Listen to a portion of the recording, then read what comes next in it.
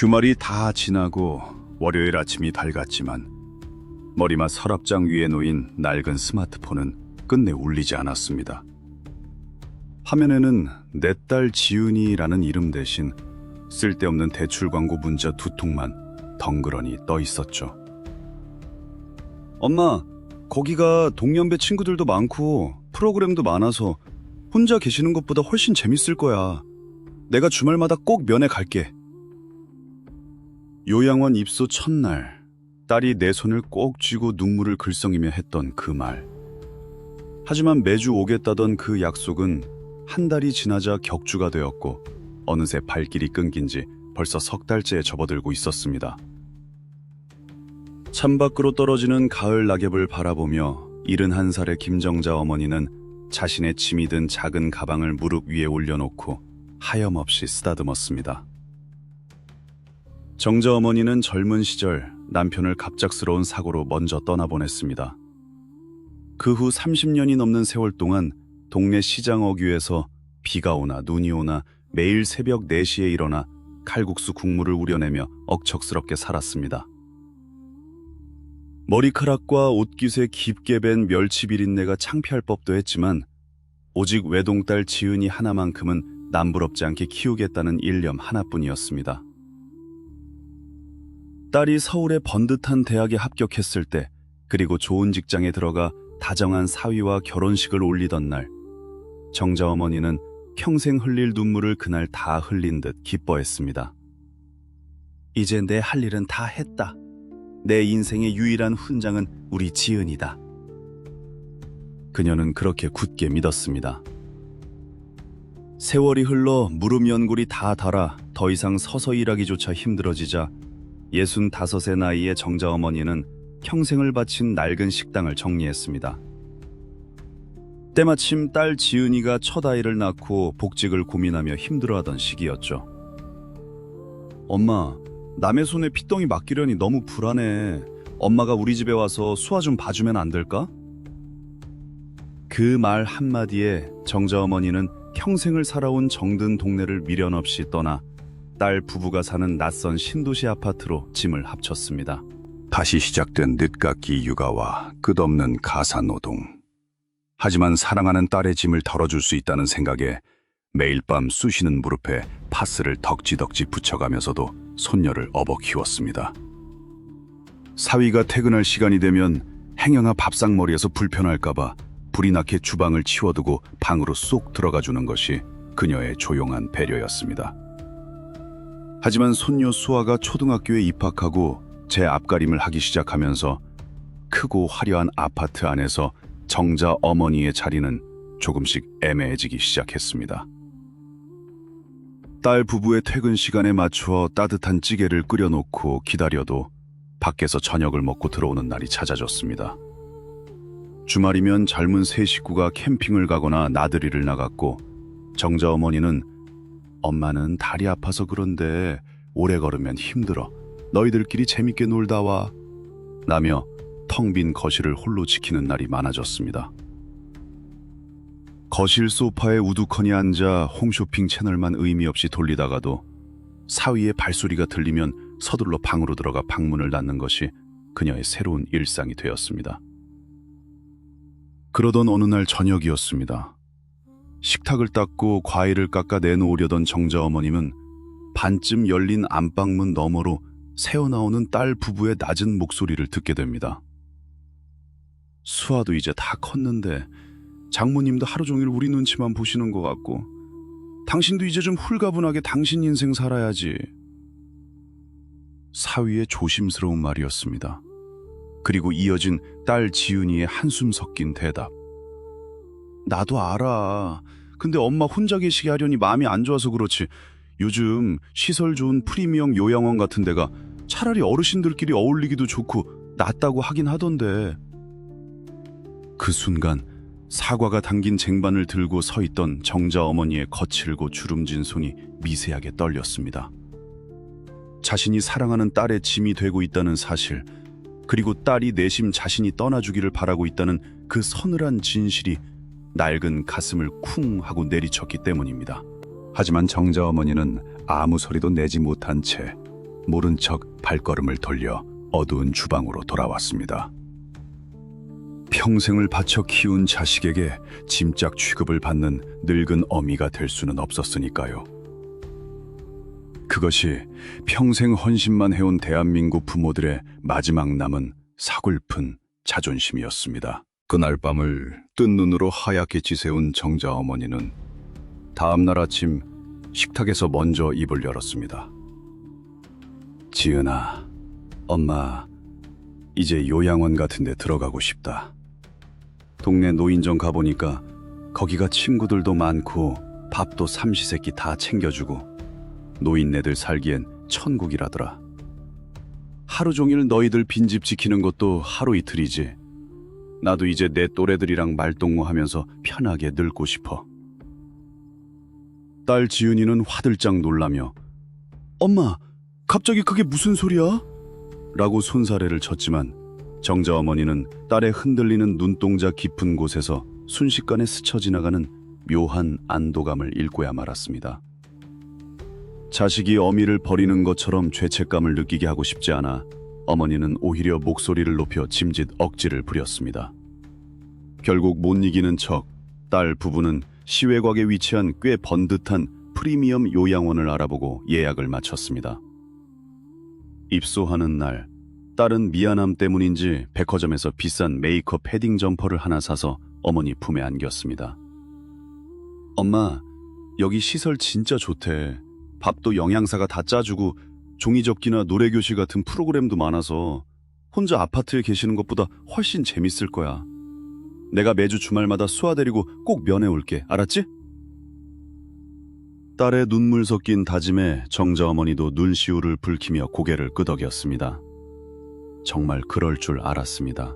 아니, 그렇게 믿고 싶었을지도 모릅니다. 요양원의 하루는 톱니바퀴처럼 정확하게 돌아갔습니다.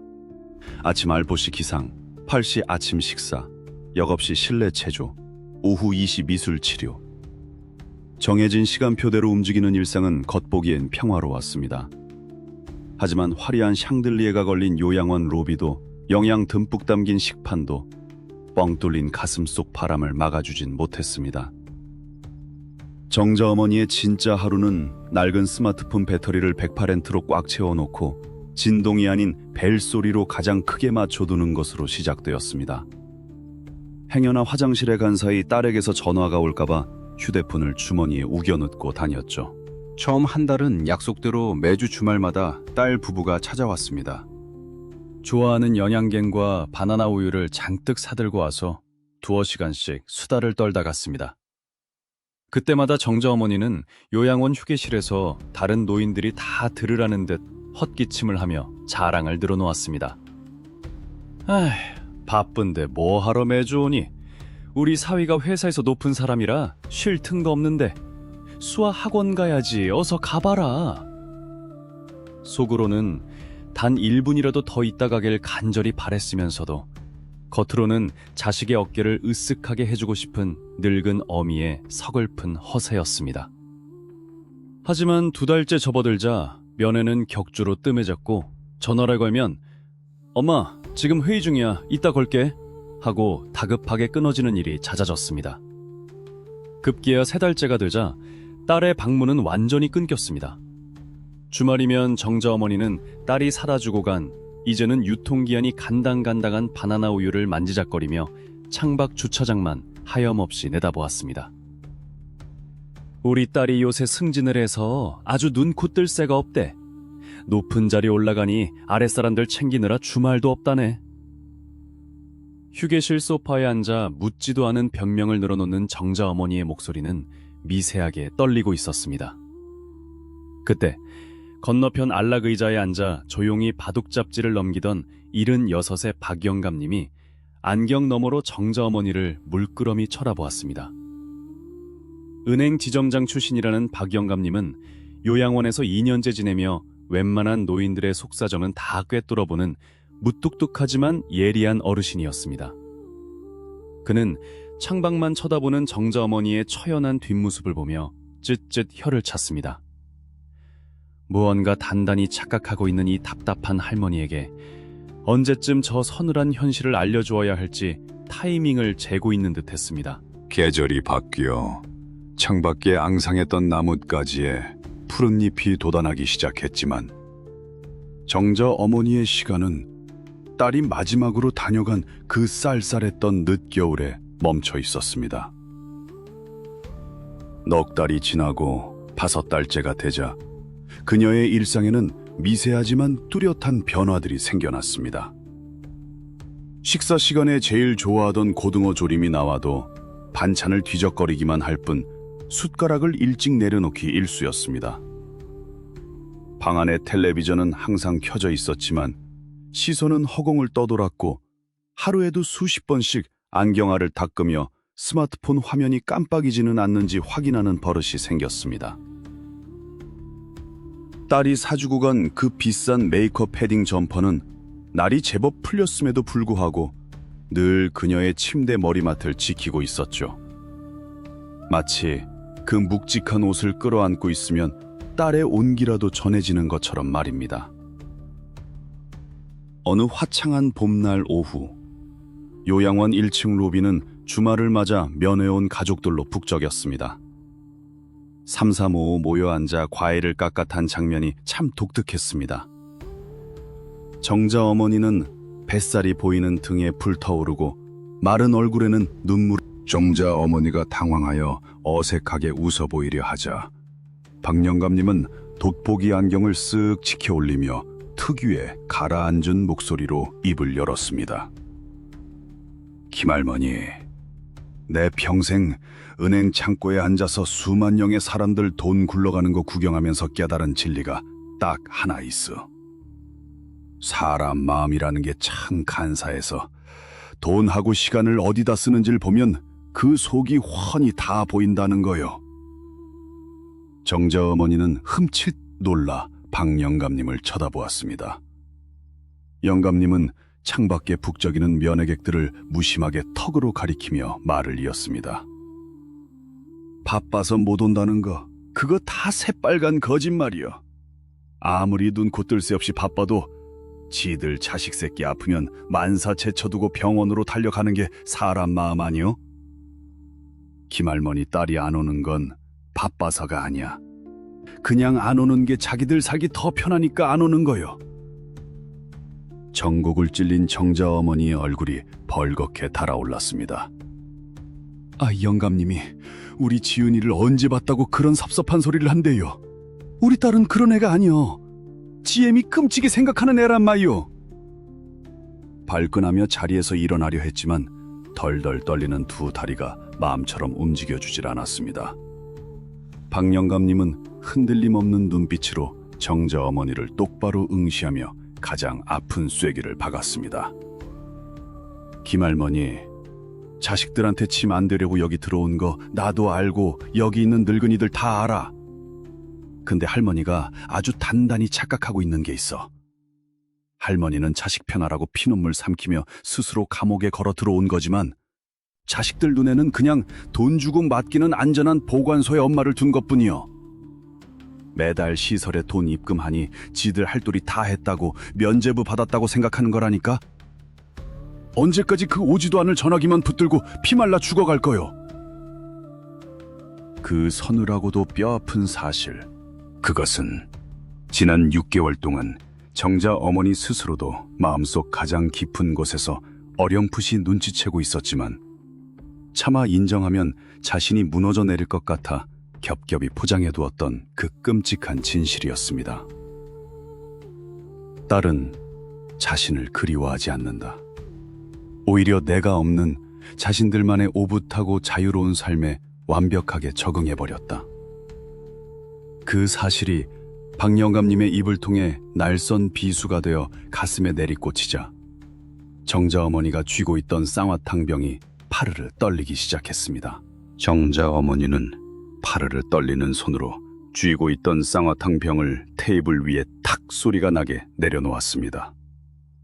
노인네가 참, 남의 집 귀한 자식 두고 함부로 입 놀리는 거 아니오. 우리 지은이가 나를 어떻게 생각하는데. 애써 목소리를 높여 쏘아붙이고는 획 뒤돌아 섰지만 도망치듯 향하는 그녀의 발걸음은 천근만근 무거웠습니다. 등 뒤로 로비에 모여 앉은 다른 가족들의 웃음소리가 와글와글 귓가를 때렸고, 그럴수록 정자 어머니의 심장은 날카로운 유리에 베인 듯 쓰라렸습니다. 도착한 4인실 병실은 텅 비어 있었습니다. 룸메이트 할머니들은 모두 주말 면회를 나가고 없었죠. 고요한 방 안, 창문 틈으로 들어오는 봄볕만이 덩그러니 놓인 정자 어머니의 빈 침대를 비추고 있었습니다. 침대 모서리에 털썩 주저앉은 그녀는 그제야 꾹꾹 눌러 참았던 숨을 토해냈습니다. 돈 주고 맡기는 안전한 보관소. 자식들은 면죄부를 받은 거다. 박 영감님의 그 뼈아픈 말들이 귓가에서 떠나질 않았습니다. 부정하고 싶었지만 곱씹을수록 너무나도 명백한 진실이었습니다. 신도시 아파트에서 지내던 마지막 몇 달, 퇴근하고 돌아온 딸 부부는 어딘지 모르게 늘 지쳐 있었고, 자신을 대하는 눈빛엔 묘한 의무감과 피로감이 섞여 있었습니다. 딸이 요양원을 알아보고 짐을 쌀 때 보여주었던 그 미묘한 홀가분한 표정. 그걸 알면서도 자식 마음 편하라고 네 발로 짐을 챙겨 이 고려장 같은 곳으로 걸어 들어온 것은 바로 자신 아니었던가요? 정자 어머니의 시선이 침대 머리맡에 고이 모셔둔 메이크업 패딩 점퍼에 머물렀습니다. 입소하던 날 딸이 미안하다며 안겨주었던 100만 원이 훌쩍 넘는다는 그 비싼 옷. 타를까봐 입지도 못하고 매일 밤 쓰다듬기만 했던 그 옷이 오늘따라 유난히 차갑고 낯설게 느껴졌습니다. 이깟 옷 조가리가 뭐라고? 이게 뭐라고? 주름진 손으로 패딩을 꽉 움켜쥔 정자 어머니의 눈에서 결국 굵은 눈물방울이 툭툭 떨어졌습니다. 소리내어 엉엉 울고 싶었지만 평생 남 눈치 보며 살아온 늙은 어미는 행여나 밖에서 요양보호사라도 들을까봐 자기 입을 두 손으로 틀어막았습니다. 짐승의 앓는 소리 같은 흐느낌만 빈 방을 맴돌았습니다. 내가 평생을 바쳐 끓여낸 멸치 국물과 내 무릎 연골을 갉아먹고 자란 내 딸이 이제는 나를 돈으로 치워버렸다는 그 처절한 배신감, 그리고 그 딸을 원망할 수조차 없는 스스로에 대한 지독한 서글픔이 한꺼번에 밀려왔습니다. 한참 동안 이불을 쥐어뜯으며 숨죽여 울던 정자 어머니는 해가 뉘엿뉘엿 지고 병실안이 어둑해질 무렵 천천히 몸을 일으켰습니다. 퉁퉁 부은 눈을 소매로 벅벅 닦아낸 그녀는 머리맡에 패딩 점퍼를 집어들었습니다. 그리고 방 한구석에 있는 자신의 작은 옷장 문을 열어 가장 깊숙하고 보이지 않는 구석에 그 옷을 옷지로 쑤셔 박았습니다. 다시는 꺼내보지 않을 작정으로요. 딸이 쥐어준 알량한 죄책감의 덩어리를 눈앞에서 치워버린 것입니다. 이어서 그녀는 서랍장 위에서 하루 종일 쳐다보던 낡은 스마트폰을 집어들었습니다. 혹시나 딸의 전화를 놓칠까봐 가장 크게 설정해두었던 소리. 정자 어머니의 거친 엄지손가락이 화면을 천천히 꾹꾹 눌러 볼륨을 맨 밑바닥까지 내렸습니다. 화면에 뜬 그 글자를 가만히 들여다보던 그녀는 스마트폰의 전원 버튼을 꾹 눌러 아예 화면을 까맣게 꺼버린 뒤 서랍장 깊숙한 곳에 밀어넣고 문을 닫았습니다. 그것은 지난 6개월 동안 매달려온 딸이 나를 데리러 올지도 모른다는 헛된 희망과 미련을 스스로 끊어내는 슬프고도 단호한 의식이었습니다. 다음 날 아침, 요양원의 기상 알람이 울리기도 전에 정자 어머니는 눈을 떴습니다. 가슴 한구석에 커다란 구멍이 뚫린 듯 찬바람이 휑휑 부는 것 같았지만 역설적이게도 지난 6개월 중 가장 머릿속이 맑고 홀가분한 아침이었습니다. 늘 습관처럼 손을 더듬어 찾던 스마트폰이 없으니 아침 대바람부터 딸이 문자를 보냈을까 기대하며 가슴 졸일 일도 없었죠. 세수를 하고 거울 앞에 선 정자 어머니는 빗으로 푸석해진 백발을 정성스레 빗어 넘겼습니다. 평소 자식의 기를 살려주겠다며 고집스럽게 챙겨 입던 화려한 옷 대신 요양원에서 나눠준 면 소재의 편안한 활동복으로 갈아입었습니다. 더 이상 주말마다 언제 들이닥칠지 모를 면회객에게 잘 보이기 위해, 또 이곳에서 주눅 들지 않은 척 연기하기 위해 애써 겉모습을 꾸밀 필요가 없어졌으니까요. 아침 식사 시간 식당으로 내려간 그녀는 식판에 밥과 반찬을 듬뿍 담았습니다. 늘 창밖 주차장이 잘 보이는 구석자리를 고집했던 그녀지만 오늘은 텔레비전이 정면으로 보이는 식당 한가운데 테이블에 자리를 잡았습니다. 고등어 조림, 물을 밥 위에 얹어 푹푹 떠먹고 있을 때 식판을 든 박영감님이 다가와 맞은편에 털썩 앉았습니다. 박영감님은 안경너머로 정자 어머니의 빈손과 테이블 위를 쓱 훑어보더니 툭 한마디를 던졌습니다. 오늘은 그 망할 놈의 전화기 안 들고 나왔어? 맨날 밥상머리에서도 손에 쥐고 덜덜 떨더니만. 정자 어머니는 입안 가득 든 밥을 꿀꺽 삼키고는 깍두기 한 조각을 입에 넣으며 덤덤하게 대답했습니다. 서랍장 맨 밑바닥에 처박아도 쉬우. 오지도 않을 전화기 쳐다보며 밥 뚝는 짓거리 이제 그만할란 짓거리 이제 그만할라요. 내 새끼 입에 밥 들어가는 것만 이쁜 줄 알았지 70 넘은 내 입에 밥 들어가는 귀한 줄을 내가 깜빡 잊고 살았네요. 그 말에 박영감님의 굳게 닫혀있던 입가에 처음으로 옅은 미소가 번졌습니다. 잘 생각했소. 자식 농사 다 지었으면 이제 그만 하산해야지. 언제까지 치맛자락에 끼고 살려고 그랬소. 여기서부터는 김할머니 혼자 두 다리로 걸어가야 할 진짜 할머니 인생인 거요. 진짜 내 인생. 그 말이 정자 어머니의 가슴속에 작은 파문을 일으켰습니다. 점심 식사 후 늘 휴게실 소파에 누워 의미 없이 낮잠을 청하거나 허공만 보던 그녀는 처음으로 요양원 프로그램실 문을 두드렸습니다. 색종이를 접어 카네이션을 만드는 미술 치료 교실이 한창이었습니다. 예전 같았으면 다 늙어서 유치원생처럼 저게 무슨 주책이래. 난 우리 지윤이가 사주는 생화 받을 거구만 하며 혀를 차고 돌아섰을 테지만 오늘은 빈자리에 앉아 서툰 솜씨로 색종이를 만지작거리기 시작했습니다. 관절염으로 굵어진 손가락 때문에 반듯하게 접히진 않았지만 삐뚤빼뚤한 종이꽃을 완성해냈을 때 정자 어머니는 참으로 오랜만에 묘한 성취감을 느꼈습니다. 평생 시장어귀에서 남의 배를 불려주거나 딸의 아파트에서 손녀를 돌보는 등 오직 누군가를 위한 일만 해왔던 그녀가 70평생 처음으로 오롯이 나 자신의 시간을 보내기 시작한 순간이었습니다. 창밖으로 면회를 온 다른 가족들의 모습이 아른거렸지만 정자 어머니의 시선은 더 이상 그곳을 향하지 않았습니다. 부러우면 부러운 대로, 외로우면 외로운 대로 그 서글픈 감정을 피하지 않고 온전히 소화해내는 법을 조금씩 배워가고 있었습니다.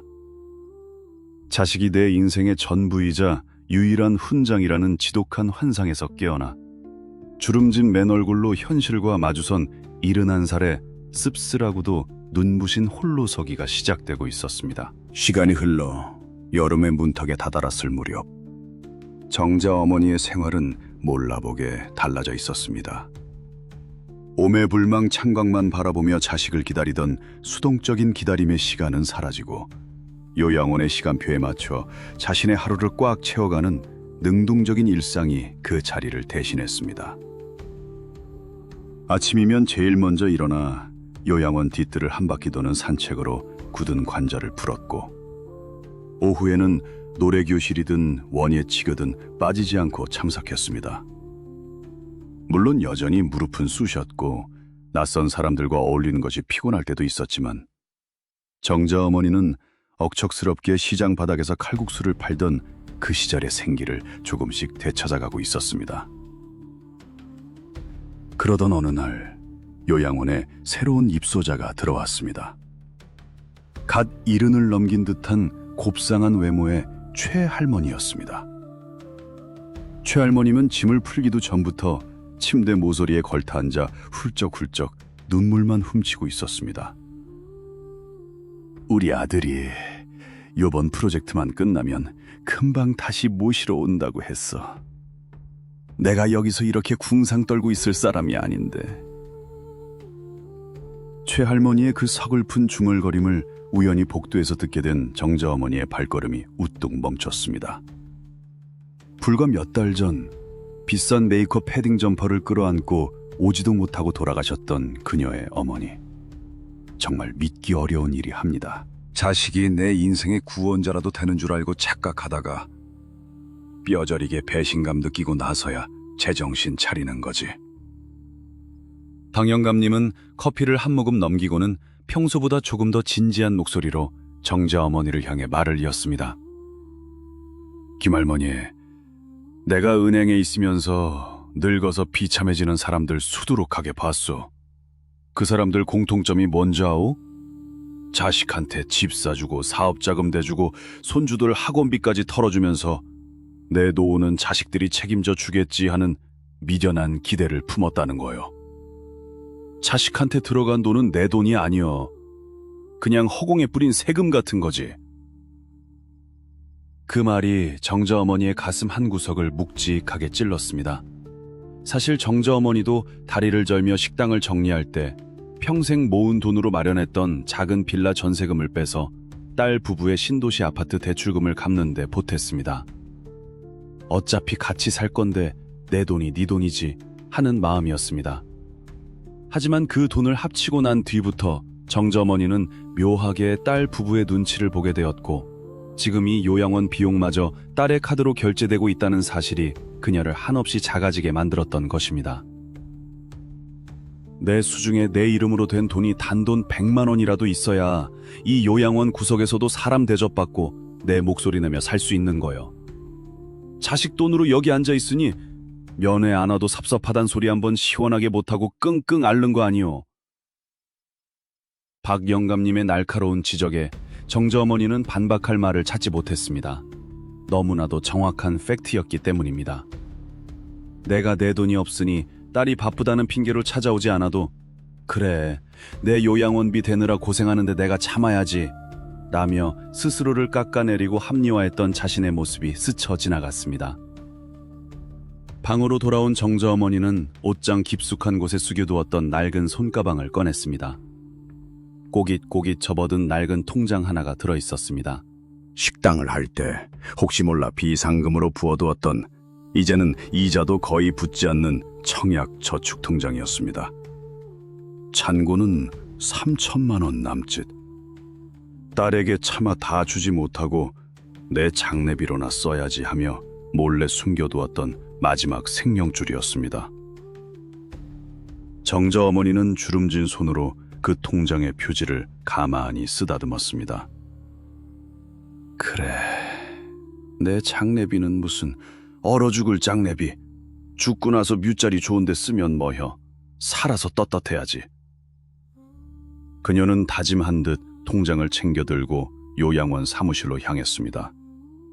복지사에게 부탁해 그 통장에 있는 돈 중 일부를 자신의 개인 용돈 계좌로 쓸 수 있게 자동 이체를 신청하기 위해서였습니다. 매달 딸의 눈치를 보며 필요할 때마다 5만 원, 10만 원씩 손을 벌리는 짓은 이제 그만두기로 한 것입니다. 내 노후의 마지막 존엄성은 자식의 효심이 아니라 내 수중에 쥐어진 내 돈에서 나온다는 그 씁쓸하고도 시린 현실을 71살의 정자 어머니는 비로소 온몸으로 받아들이고 있었습니다. 내 이름으로 된 통장에서 매달 30만 원씩 요양원 매점 계좌로 이체되게 해둔 첫날, 정자 어머니의 발걸음은 모처럼 가벼웠습니다. 점심 식사를 마친 후 그녀는 망설임 없이 1층 매점으로 향했습니다. 그리고 요양원에서 제일 비싼 2,000원짜리 캔커피 3개와 공보빵을 사들고 휴게실로 돌아왔습니다. 늘 자판기 율무차나 뽑아 마시던 박 영감님과 아직도 눈물바람인 신입 최할머니 앞에 캔커피를 탁 내려놓으며 정자 어머니가 말했습니다. 오늘은 내가 쏘는 거요. 늙은이들 궁상 떨지 말고 시원하게 한 잔씩 들이켜시오. 처음으로 딸의 카드가 아닌 오롯이 자신이 평생 땀 흘려 번 내 돈으로 누군가에게 선심을 쓴 날. 그깟 캔커피 하나가 뭐라고 정자 어머니의 굽은 어깨가 묘하게 펴지는 듯 했습니다. 내가 내 돈을 쓴다는 것, 그것은 단순히 물건을 사는 행위가 아니라 내 삶의 통제권을 내 손에 쥐고 있다는 든든한 감각이었습니다. 그렇게 온전한 홀로서기에 익숙해져 가던 늦여름의 어느 일요일 오후였습니다. 휴게실에서 트로트 방송을 보며 박수치고 있던 정자 어머니에게 요양보호사가 다가와 속삭였습니다. 어르신, 따님 오셨어요. 연애실에 계셔요. 무려 6개월 만의 방문이었습니다. 예전 같았으면 맨발로 뛰어나가며 눈물을 글썽였을 테지만 정자 어머니의 심장은 신기할 정도로 차분했습니다. 거울 앞에서 옷매무새를 대충 가다듬고 천천히 면회실로 내려가니 몰라보게 수척해진 얼굴의 딸 지은이가 커다란 과일 바구니를 들고 서 있었습니다. 엄마, 잘 지냈어? 내가 그동안 회사 일이 너무 바빠서 미안해. 변명부터 늘어놓으며 눈치를 보는 딸의 모습. 예전에 정자 어머니였다면 괜찮다, 바쁜데 뭐하러 왔냐 며 또 마음에도 없는 소리로 자식의 짐을 덜어주려 애썼거나 아니면 이제야 애미가 죽었는지 살았는지 궁금하더냐 며 뼈있는 원망을 쏟아냈을 것입니다. 하지만 정자 어머니는 가만히 미소를 지으며 지은이의 손을 잡았습니다. 미안할 거 없다. 나 여기서 아주 잘 지내. 밥도 잘 나오고 재밌는 것도 많이 하고. 네가 바쁘면 안 와도 돼. 억지로 의무감에 오지 마라, 지은아. 그 말은 결코 비꼬는 것도 서운해서 하는 투정도 아니었습니다. 진심이었습니다. 딸은 엄마의 예상치 못한 담담한 반응에 당황한 듯 흔들리는 눈빛을 보였습니다. 한편으로는 엄마가 드디어 현실을 받아들였구나 하는 안도감이, 다른 한편으로는 이제 엄마에게 내 자리가 예전 같지 않구나 하는 묘한 서운함이 교차하는 듯 했습니다. 그리고 지은아, 요양원 매점 쓰는 용돈 말이다. 그거 이제 네 카드로 안 결제되게 복지사한테 말해놨어. 내 통장에서 자동 이체되게 해놨으니까 넌 신경 쓰지 마라. 엄마, 갑자기 왜 그래? 내가 그 정도 돈도 못 낼까 봐? 나 섭섭하게 왜 그래 진짜. 딸이 발끈하며 말했지만 정자 어머니는 단호했습니다. 섭섭할 거 없어. 나도 내 돈 쓰면서 편하게 살고 싶어서 그러는 거니까. 넌 네 식구들 건사하고 네 노후나 잘 준비해. 애미 걱정은 이제 그만 내려놓고. 1시간 남짓 길 잃은 대화가 이어지다 딸은 쭈뼛쭈뼛 자리에서 일어났습니다. 다음에는 수아도 데리고 오겠다는 허울 좋은 약속을 낭리채 돌아가는 딸의 뒷모습을 보며 정자 어머니는 더 이상 창가에 매달려 차가 출발할 때까지 손을 흔들지 않았습니다. 대신 딸이 사온 과일 바구니를 들고 쿨하게 돌아서서 동료 노인들이 있는 휴게실로 발걸음을 옮겼습니다. 자식은 내 소유물이 아니다. 그저 내 몸을 빌려 세상에 나와 자기만의 인생을 살아가는 독립된 타인일 뿐이다. 정자 어머니는 비로소 그 시리고도 명백한 진리를 온몸으로 체득하고 있었습니다. 자식에 대한 집착을 내려놓자 역설적이게도 자식을 향한 미움도 원망도 씻은 듯이 사라졌습니다. 그 빈자리에는 오직 나 자신만을 위한 단단하고 평온한 시간이 채워지기 시작했습니다. 정자 어머니는 딸이 안겨주고 간 묵직한 과일 바구니를 들고 휴게실로 들어섰습니다. 텔레비전 앞에는 박영감님과 아직도 적응 중인 최할머니, 그리고 몇몇 노인들이 모여 앉아 있었습니다. 자, 여기 와서 이것 좀 같이 드시오. 우리 딸이 비싼 과일을 잔뜩 사왔는데 나 혼자 깎아 먹다간 배탈 나겠어. 능숙하게 참외와 사과를 깎아 접시에 담아내는 정자 어머니의 목소리에는 더 이상 다른 사람들의 부러움을 사려는 헛된 허세도 자식에게 짐이 되었다는 처량함도 묻어있지 않았습니다. 그저 오늘 하루 내 곁에 있는 사람들과 달콤한 과일 한 조각을 나누어 먹는 평온한 일상의 한 조각일 뿐이었죠. 평온한 일상의 한 조각일 뿐이었죠. 박영감님은 사과 한 조각을 베어 물며 씩 웃었고 정자 어머니도 마주보며 참으로 오랜만에 환하고 편안한 웃음을 터뜨렸습니다. 이야기를 들으시는 내내 어떠셨습니까? 어쩌면 남의 일 같지 않아 가슴 한구석이 서늘하고 찌릿하셨을지도 모릅니다. 우리네 부모님 세대, 그리고 지금 60대, 70대를 지나고 계신 우리들의 삶이 다 이렇지 않습니까? 내 입에 들어가는 건 아까워도 자식 입에 들어가는 것만 보면 배가 불렀고, 자식 하나 잘 되는 것만 바라보며 내 뼈와 살을 다 내어주었는데 어느새 나는 그 자식의 바쁜 인생에서 조용히 치워져야 할 짐짝이 되어버리는 그 서글픈 현실 말입니다. 하지만 우리는 요양원 창밖만 바라보며 눈물 짓던 정자 어머니의 뼈아픈 깨달음에서 참으로 귀한 인생의 지혜를 배웠습니다. 아픈 깨달음에서 참으로 귀한 인생의 지혜를 배워야 합니다. 가장 먼저 마음속에 새겨야 할 것은 내 노후의 마지막 자존심과 존엄성은 자식의 효심이 아니라 내 수중에 있는 내 돈에서 나온다는 그 차가운 진실입니다. 자식 기죽지 말라고, 전세금 보태라고, 손주들 학원비 하라고 내 노후 자금까지 싹싹 긁어 쥐어주는 것은 헌신이 아니라 내 무덤을 파는 일입니다. 단돈 몇백만 원, 몇천만 원이라도 반드시 내 이름으로 된 통장을 내 손에 꽉 쥐고 있어야 합니다. 늙고 병들어 누군가의 돌봄을 받아야 할 때, 내 돈이 있어야 자식 앞에서도 요양원 직원 앞에서도 눈치 보지 않고 당당하게 내 목소리를 낼 수 있습니다. 그리고 또 하나, 자식을 내 인생의 전부이자 유일한 훈장으로 삼는 그 지독한 짝사랑을 이제는 멈추셔야 합니다. 자식은 내 소유물도, 내 노후를 책임질 보험도 아닙니다. 그저 내 몸을 빌려 세상에 나와 자기만의 가정을 꾸리고 자기만의 짐을 지고 살아가는 독립된 타인일 뿐입니다.